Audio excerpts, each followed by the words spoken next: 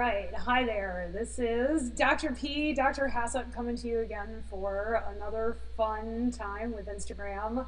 On Instagram TV, finding out whether or not our target market really is on Instagram. So I thought I would come on IGTV today and talk about how we get it done around here. All right, it's Monday, it's the end of the month. There are a lot of things that people do at the end of the month where they look back and they say, oh my God, where did the month go? How did it get away from me? It's almost the end of the first quarter, folks. We're 2/3 of the way through the first quarter.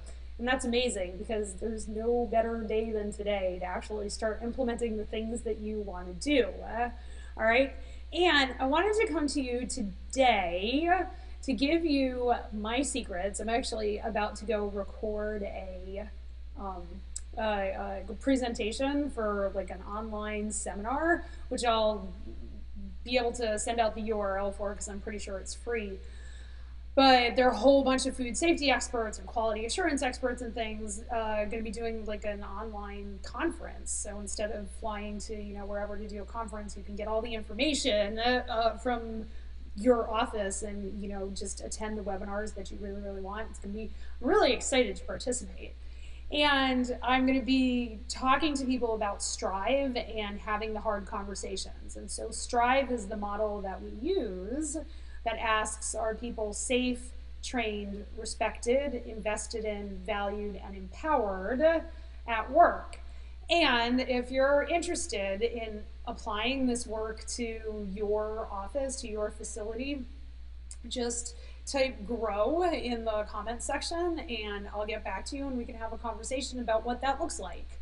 Okay, but I'm teaching all of this because problem solving within our facilities is what we get to do every day, right?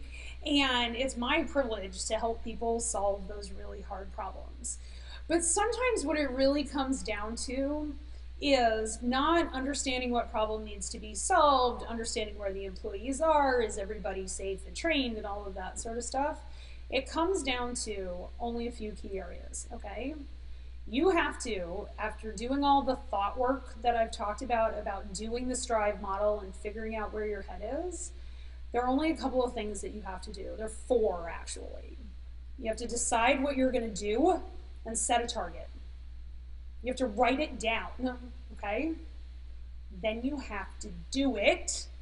And then finally, the 4th thing is you have to figure out what happened when you didn't do 1, 2, or 3.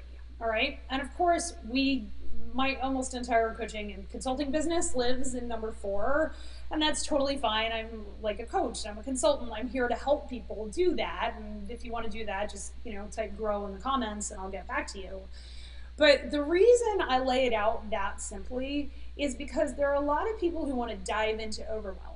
They want to dive into, oh my God, this process is so hard. So I just got off the phone with somebody who's coming into the accelerator program, and I'm going to be working with them one-on-one to get their slaughter. They have a slaughterhouse and they do value-added processing. So they do all the way from pork, like killing the pigs to making the salumi, which is pretty awesome. And I love working with them. They're a client I'm re-upping, which is also cool. And they want to go get a third-party audit. Great, I'm all over the third-party audit. But the truth of the matter is that when it comes to third-party audits, everybody knows what they have to do. The information to pass an SQF audit is readily available. If you don't know where to find it, put that in the comments and I'll point you to it on how, like, what the information is you need to pass an SQF audit. What the problem is people lack commitment. They don't lack commitment to getting SQF certified. They're totally committed to getting SQF certified. But guess what? It's Monday. Okay? And being committed to getting SQF certified within a year is a fabulous goal, but it's Monday, friends. What do I do on Monday that gets me to SQF certification in a year? And that's what we're here to solve, okay? And so today, let's talk about what that means, all right?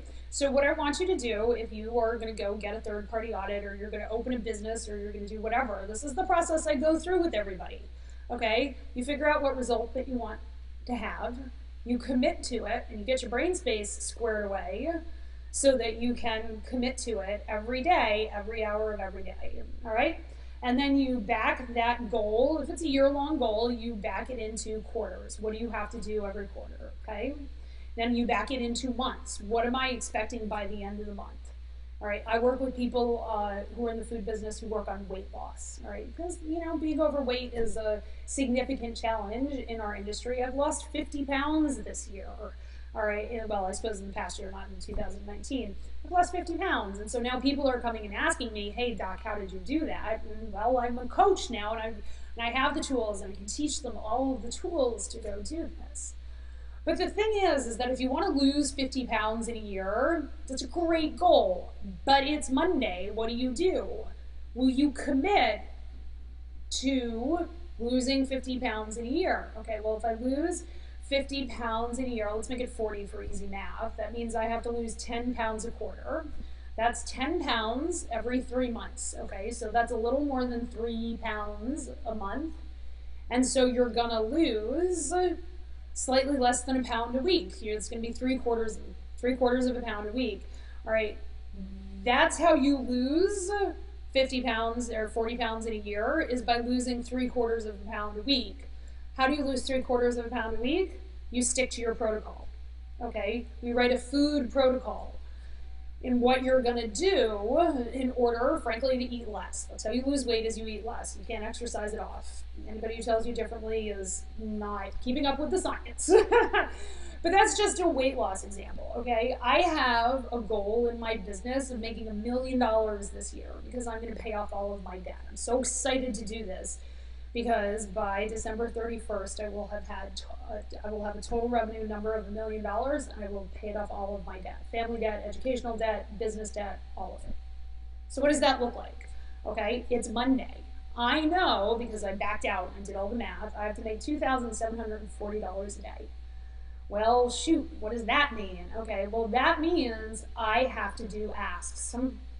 I have to come on Instagram and say, "Hey, you want to grow your business? Type grow in the comments section and I'll get in touch with you," because then maybe I can build trust and credibility with you and sign you up for one of the amazing things that we do. It's when my clients call me on the phone and they say, "Doc, I'm not really sure what I'm supposed to do."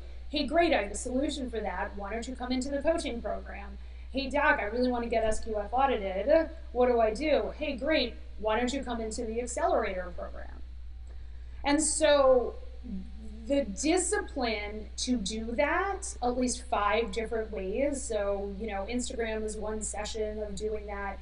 Talking one-on-one to somebody is one session of doing that. Sending an email, that kind of thing. Doing an ask on Facebook is another one of that. So I have to come up with another one. I'll probably have another second conversation with somebody today.